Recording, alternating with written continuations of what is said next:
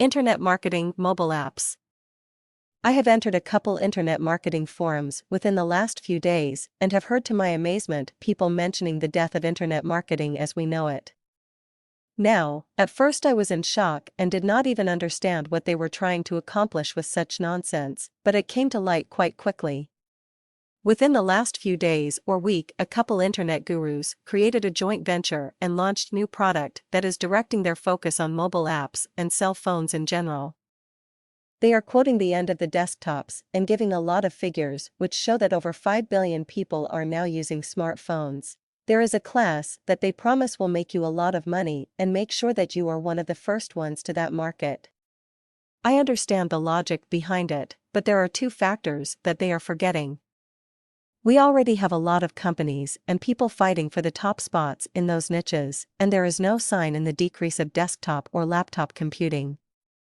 The numbers themselves are skewed and do not reflect the reality at all.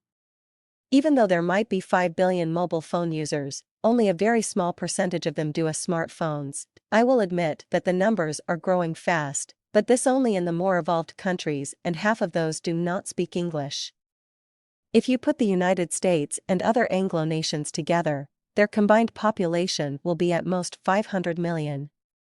After taking out the kids, elderly, non-technology users, and people with regular cell phones, or none at all, that number is even more down.